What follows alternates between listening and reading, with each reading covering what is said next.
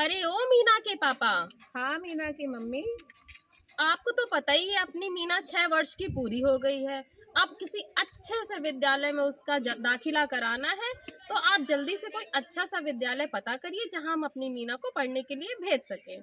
हाँ हाँ, वो है ना अच्छा सा विद्यालय जहाँ सौरभ जाता है, बस से जाता है और बढ़िया यूनिफॉर्म पहन के चमचमाती गाड़ी से जाता है। अरे हाँ, वो तो मैंने भी देखा है। खूब बड़ी सी बस आती है और बच्चे बिल्कुल अच्छे से सज धज कर विद्यालय जाते हैं। देखकर तो लगता है बड़ा ही बढ़िया विद्यालय होगा वो। तो आप जल्दी से जाइए और अपनी मीना का दाखिला उसी स्कूल में करा के आइए। हाँ हाँ, मैं अभी जाता हूँ और पता करके आता हूँ।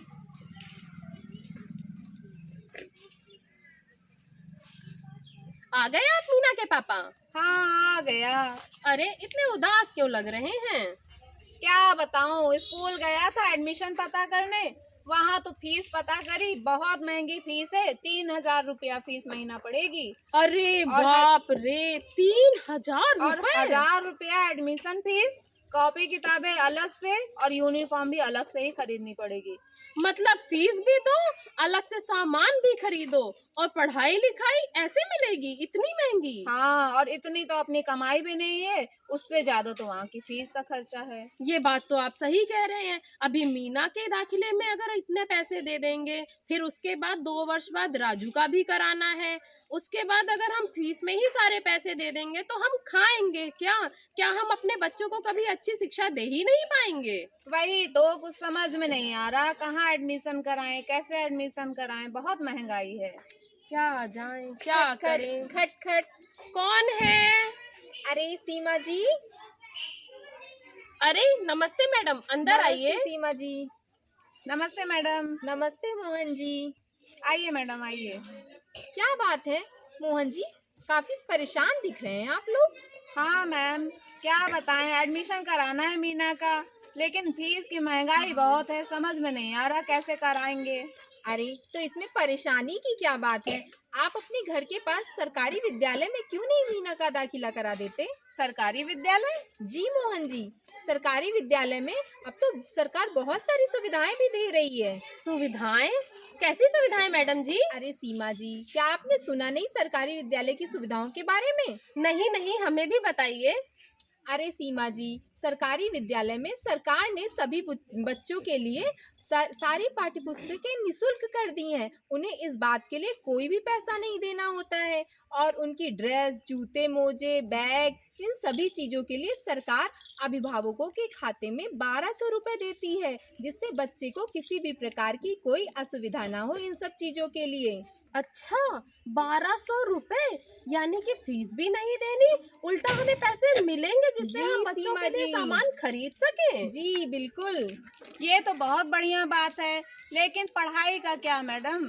अरे मोहन जी, कैसी बात कर रहे हैं आप, सरकारी विद्यालयों के शिक्षकों के बारे में नहीं जानते क्या।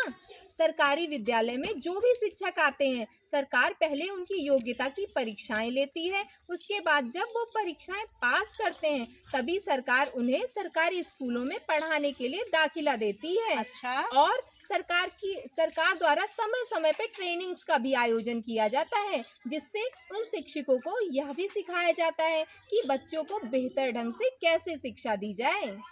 अरे राजू के पापा, हाँ। ये सब तो ठीक है, पर क्या अच्छी पढ़ाई होगी? बच्चे को वहाँ अच्छी शिक्षा मिलेगी? ये तो जरा पूछिए मैडम से। मैडम, क्या वहाँ पे अच्छी शिक्षा मिल पाएगी सरकारी? जी जी मोहन जी, बिल्कुल सभी चीजों की सुविधाएं उपलब्ध हैं सरकारी स्कूलों में। चाहे वो आप खेल की सुविधा ले लीजिए या स्मार्ट क्लास की सुविधा ले लीजिए। और अब तो सरकार ने निपुण लक्ष्य प्रोग्राम का भी आयोजन किया है। निपुण लक्ष्य? जी बिल्कुल, इसके माध्यम से बच्चों की कक्षाओं में हर सप्ताह बच्चों का आकलन किया जाता है।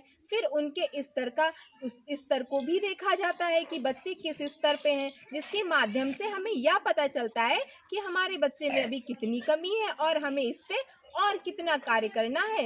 इस प्रोग्राम के माध्यम से बच्चे दिन पर दिन निपुण लक्ष्य को हासिल कर रहे हैं, जिससे उनकी पठन क्षमता में बहुत ज्यादा विकास हो रहा है।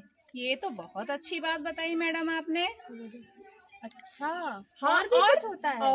और सीमा जी, एक बात और, आपको ये सारी सुविधाएं जो मिलती हैं, और जैसे कि हमारे विद्यालय में हर साल नवोदय, विद्या ज्ञान, ये सारी परीक्षाओं के फॉर्म भी निःशुल्क भरवाए जाते हैं और फिर बच्चों की इन प्रतियोगी परीक्षाओं की तैयारी भी करवाई जाती है। और पिछले वर्ष तो हमारे विद्यालय से 5 बच्चों का चयन हुआ था इस परीक्षा में, जो बहुत ही उच्च स्तर की होती है। और इन परीक्षाओं में चयनित बच्चे आगे पढ़ाई के लिए अच्छे स्कूलों में जाते हैं, जहां उनको सारी सुविधाएं मिलती हैं।